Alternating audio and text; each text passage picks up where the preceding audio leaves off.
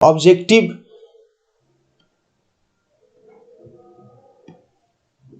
देखो यहां पे ध्यान से देखना, जो आपके एग्जाम में यहां पे दिखेगा, ठीक है। तो यहां पे देख सकते हैं, थोड़ा सा जूम कर देता हूं ताकि आपको दिख सके।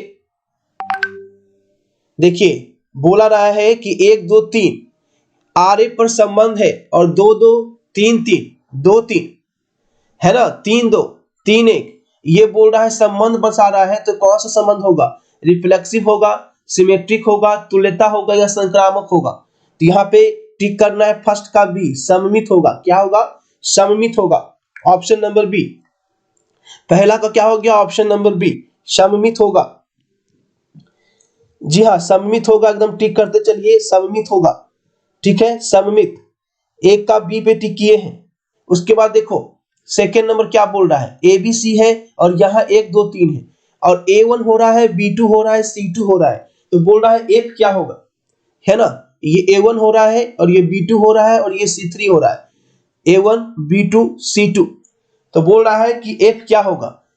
A B C या D? क्वेश्चन नंबर 2, तो 2 का हो जाएगा option number B, many one into, क्या हो जाएगा? Many one into. Question number 3, फटाफट यहाँ पे देखिए, बोल रहा है फंक्शन ए और बी आच्छादक फलन है, तो क्या होगा? ए और बी जो है इनटू फंक्शन है, तो क्या होगा? ए बी सी या डी? इनटू फंक्शन है तो क्या होगा?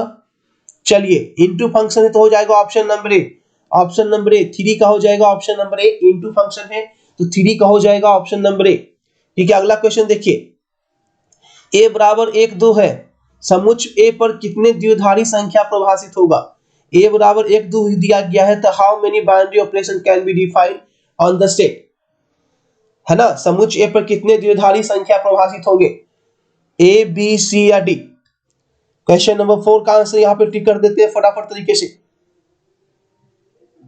ठीक है। तो यहाँ पे देखो क्वेश्चन नंबर 4, तो क्वेश्चन नंबर 4 का देख लीजिए, सी है। क्वेश्चन नंबर 4 का राइट आंसर होगा ऑप्शन नंबर सी 16। चलो अगला सवाल, 1 2 3 है और ए पर कितने तुल्यता संबंध है?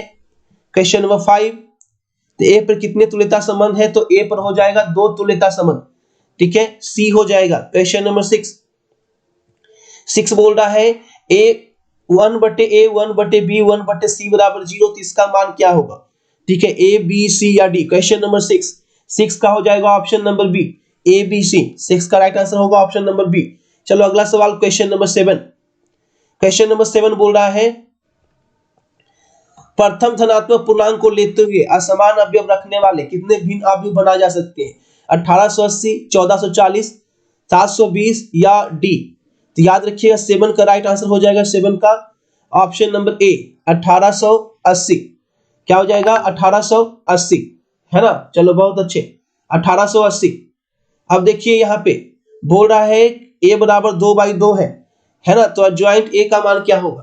तो ए बी सी डी। तो क्वेश्चन नंबर 8 का सही आंसर होगा 8 का ऑप्शन नंबर बी, है ना, 8 का सही आंसर होगा ऑप्शन नंबर बी।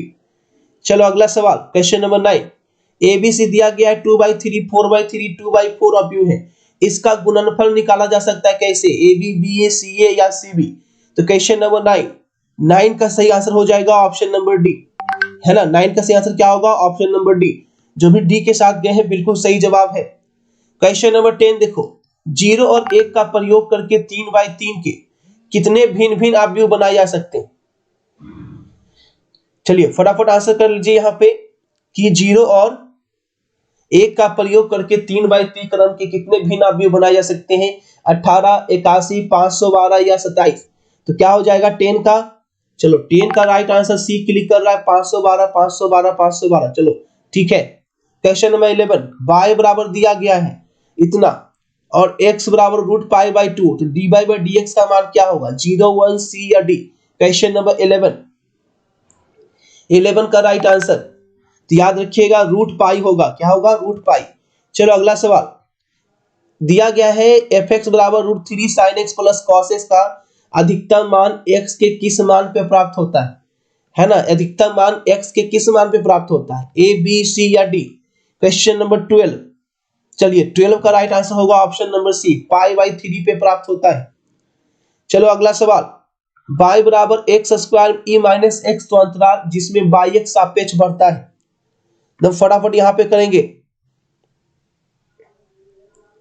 चलिए क्वेश्चन नंबर 13 का देखो राइट आंसर क्या है। 13 का राइट आंसर डी पे जा रहा है लोग। अब बिल्कुल डी बिल्कुल सही जवाब है। 13 का डी बिल्कुल सही जवाब है। चलिए अगला सवाल, root ten X plus cot X है, तो इसका मान क्या होगा? Root ten X plus cot X है। Question number 14। चलो 14 का आंसर बताओ। 14 का राइट आंसर होगा ऑप्शन नंबर सी। ठीक है, ऑप्शन नंबर सी। चलो अगला सवाल यहाँ पे 15 में देखो क्या पूछ रहा है, किसका मान क्या होगा 15 का, ए बी सी या डी। चलो 15 का राइट आंसर आ चुका है, 15 का ऑप्शन नंबर सी। ठीक है, 16 में इसका इंटीग्रेशन पूछ रहा है, इसका इंटीग्रेशन क्या होगा? इंटीग्रेशन क्या होगा 16 का?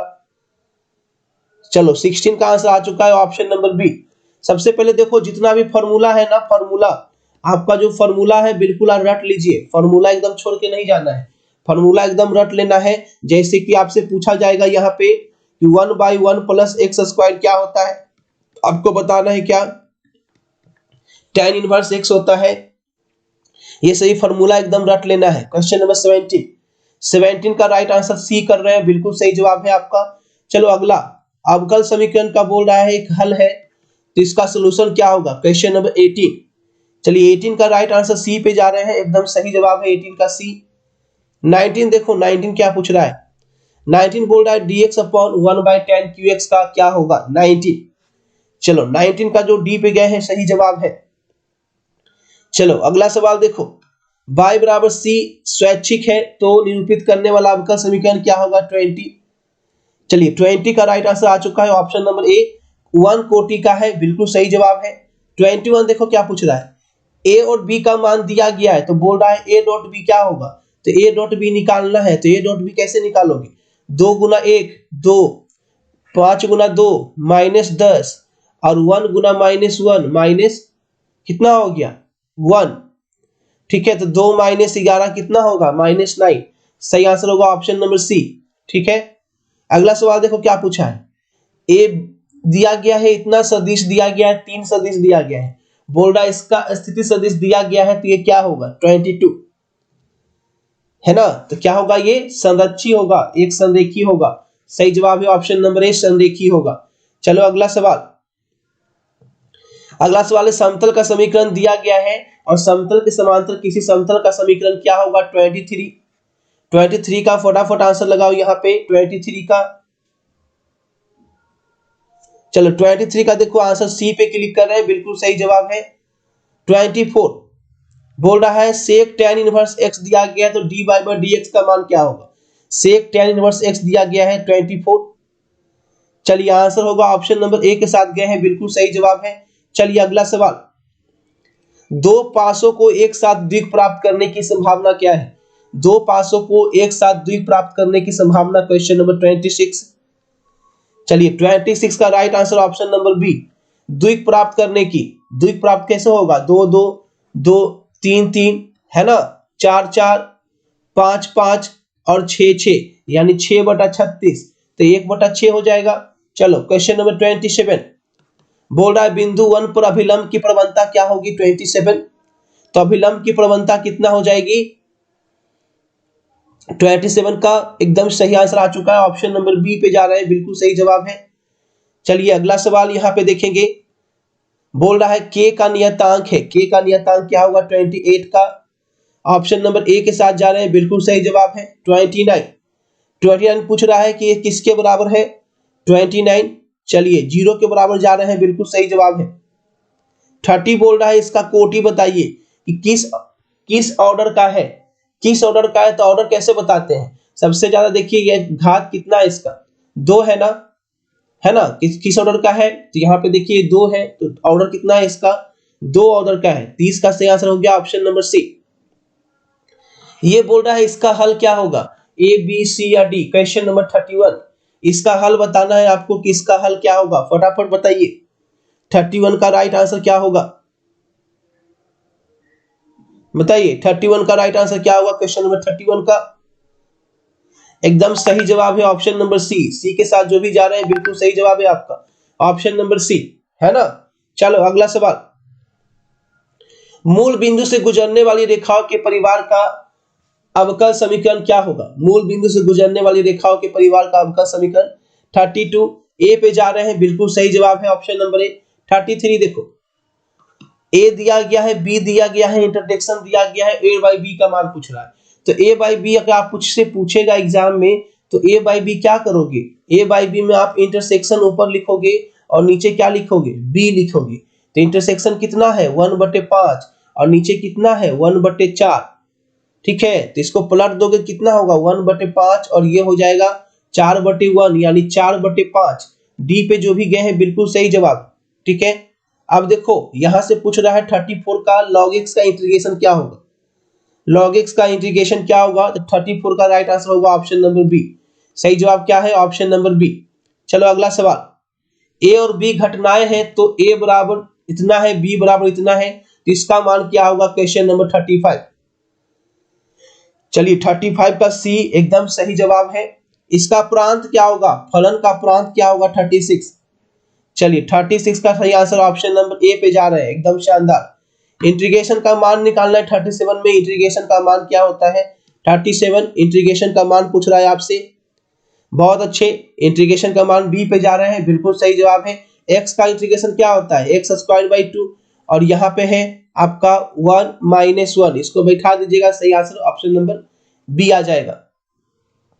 बोल रहा है सरल रेखा पर इसका स्पर्श रेखा क्या होगा? 38। चलिए 38 का right answer option number B पे जा रहे हैं, बिल्कुल सही जवाब है। 39 इसका मान क्या होगा ये आपको बताना है, इसका मान क्या होगा?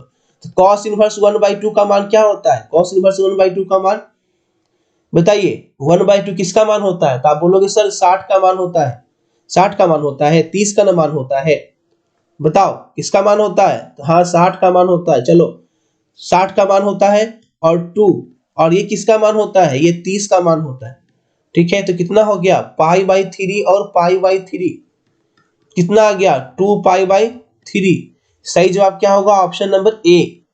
cosec इनवर्स -2 40, cosec इनवर्स -2 किसका मान होगा? तो आपको पता है कि 1/2 किसका मान होता है? साइन में 1/2 मान होता है 30 का, तो ये भी 2 है, तो cosec साइन का उल्टा होता है, तो सही जवाब होगा ऑप्शन नंबर डी।